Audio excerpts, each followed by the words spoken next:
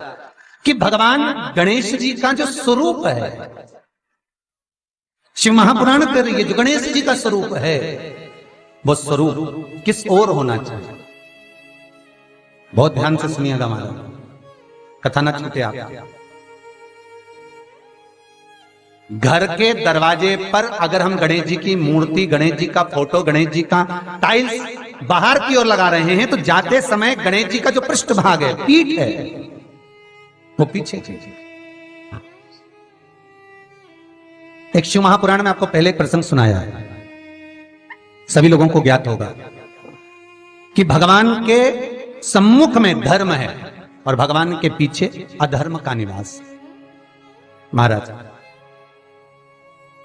ये दुनिया के लोग जो भगवान की परिक्रमा करते हैं ना, जितने भी लोग भगवान का परिक्रमा करने जाते हैं, मंदिर जाते हैं, परिक्रमा करते हैं, ये लोग मंदिर में जाकर जब पीछे प्रणाम करते हैं तो कभी मौका मिले तो एक बार इनसे पूछना जरूर कि भैया आपने कोई शास्त्र, आपने कोई पुराण कभी पढ़ा है? आपने शास्त्र पुराण का स्मरण किया है? हमारा कोई शास्त्र, कोई पुराण, कोई वेद यह वर्णन नहीं करता कि मंदिर के पीछे हम प्रणाम करें, हम मंदिर के पीछे नमन करें। हमारा शास्त्र वेद वर्णन नहीं करता। और देखे तो लक्ष्मी ने कहा, प्रभु जब गणेश जी के सम्मुख में रिद्धि सिद्धि, श्री, तुष्टि, पुष्टि, शुभ लाभ, सारे धन देने वाले, संपदा देने वाले जब गणेश जी के अग्रण्य रहेंगे तो पीछे बिठाने में क्या दिक्कत है? आप बर दे दो। भगवान विष्णु ने तथास्तु कह दिया। ए दरिद्रता दुख, तुम्हें बर देता हूं कि तुम गणेश जी के पृष्ठभाग में विराजमान होगे। इसलिए निवेदन है, मंदिर में नहीं, घर के अंदर, घर में जहां सबसे आगे फ्रंट में गणेश जी की टाइल्स, गणेश जी की मूर्ति, गणेश जी का फोटो प्रथम भाग में बिल्कुल बाहर फ्रंट में घर के दरवाजे के नहीं लगाने। क्यों? जब जाओगे तो पृष्ठभाग गणेश जी का तुम्हारे जाते समय पड़ेगा। जीवन में दुख, तकलीफ, कष्ट आते ही रहेंगे। जीवन में कभी भी आप करोगे बहुत कुछ, फैक्ट्रियां भी खोल सकते हो, दुकान भी खोल सकते हो, कार्य भी बड़ा कर सकते हो, पर सफलता नहीं मिल सकती, सफलता नहीं।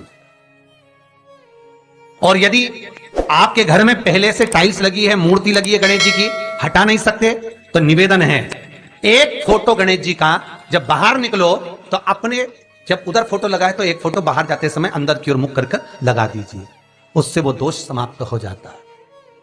महाराज, वो दोष समाप्त। गणेश जी अगर लेकर आ रहे हैं तो बैठी हुई मूर्ति लेकर आए, और गणेश जी लाए मना नहीं है। गणेश जी जब लेकर आए तो घर में बिठाने के लिए ला रहे हैं तो राइट सूंड का गणेश लेकर आए, सीधी हाथ का।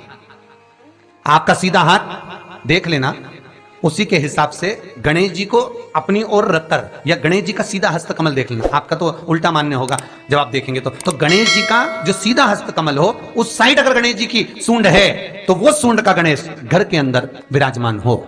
उल्टी सूंड का गणेश, लेफ्ट सूंड का गणेश, ये गणेश व्यापार, व्यवसाय, फैक्ट्री, दुकान, बिजनेस, ऑफिस जगह पर विराजमान हो।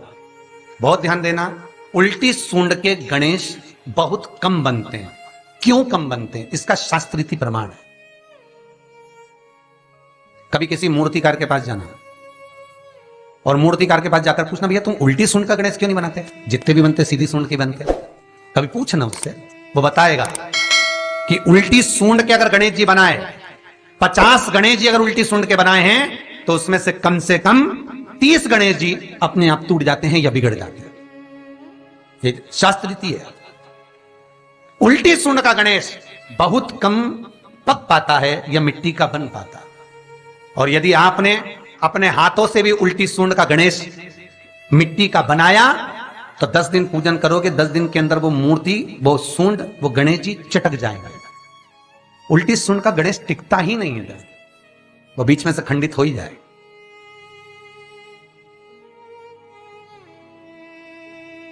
वो तो स्वयं गणेश जी कृपा करें, स्वयं विनायक कृपा करें और उल्टी सूंड के गणेश जी अपने को मिल जाएं और वो गणेश जी हमारे घर में आ जाएं तो वो फिर नहीं चलता। सीधी सूंड के गणेश जी को मनाने के लिए महाराज मंत्र की 50 माला करना पड़ती है, तो समझ लो सीधी उल्टी सूंड के गणेश जी को मनाने के लिए मात्र 5 माला में भगवान गणेश प्रसन्न हो जाते हैं। अर्थात उल्टी सूंड का गणेश शीघ्र प्रसन्न होता है। महाराज, ब्रजमंडल में जब कभी जाओ, मथुरा के पास में वृंदावन से आगे लोहवन पड़ता है। कौन सा वन है? लोहवन। वृंदावन से कुछ थोड़ी दूरी पर लोहवन है। उस लोहवन में जाना, जैसे निकुंज वन में गए, भांडेर वन में गए, आप लोग कई बार दर्शन करने गए होंगे, तो लोहवन में जाना और लोहवन में जाकर थोड़ा सा सरसों का तेल लेकर अपने ऊपर से 21 बार उतार कर लोहवन में भगवान शिव का स्मरण कर कर, यमुना का स्मरण कर कर, विष्णु और कृष्ण का स्मरण कर कर, वो तेल सामने एक मूर्ति मिलेगी जिसका शीश नहीं होगा, उस मूर्ति पर चढ़ा देना। इसका भी चरित्र शिव महापुराण में आता है महाराज, इसका भी व्याख्यान आता है उस मूर्ति का है। लोहवन, ब्रजमंडल में लोहवन का व्याख्यान स्कंद पुराण में भी है। आप मेहनत कर रहे हो, फल नहीं मिल रहा, आप दुकान खोल रहे हो, चल नहीं रही है, आपका चित्तवृत्ति, आपके जीवन में सफलता आ ही नहीं रही, तो कहीं मत जाइए। आपके जीवन में 25 बार अंगूठी बदल के देख लिया, कभी कुकराज पहन लेते, कभी मोती पहन लेते, कभी नीलम पहन लेते, कभी कोई महाराज ने कहा तो ये कर लिया, कभी कोई महाराज बोला तो ये कर लिया, फल नहीं मिले, कहीं मत जाओ, कुछ मत पहनो, उसकी शरण में जाओ, उसकी शरण। लोहवन पहुंच जाओ, वृंदावन से 4-5 किलोमीटर की दूरी। रिक्शे वाले से बोलो कि वो लेके जाएगा, 5 रुपए लेता है। लोहवन जाए, वहां विनय करो, 10-15 मिनट बैठ लो, भजन करो, यमुना जी का स्तमन करो, शिव का नाम जाप करो, शंकर का भजन करो, और वो सरसों का तेल 21 बार स्वयं उतारो, स्वयं चढ़ा दो, आओ वापिस। उसके बाद तुम किसी कार्य को करोगे तो सफलता जल्दी मिलेगी, काम अटकेंगे नहीं, काम सफल।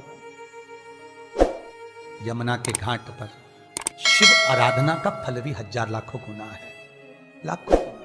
बहुत ध्यान देना, स्वप्न 2 तरह का होता है। एक, स्वप्न में अगर आप बहुत खिलखिलाकर हंस रहे हो तो समझ लेना दूसरे दिन तुम्हें कुछ ना कुछ ऐसी खबर मिलेगी कि आंख में आंसू आएंगे।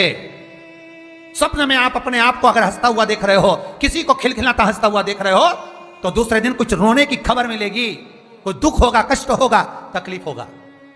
और अगर स्वप्न में आप भगवान को मुस्कुराता हुआ देख रहे हो, स्वप्न में आप भगवान को हंसता हुआ देख रहे हो, तो जरूर तुम्हारे ऊपर कुछ भगवान की कृपा होने वाली है, जरूर कोई अच्छी खबर आने वाली है। दोनों के हंसने में अंतर है। सांसारिक मनुष्य स्वप्न में हंसता दिखे तो दुख मिलेगा, और भगवान हंसता हुआ दिखे तो सुख मिलेगा।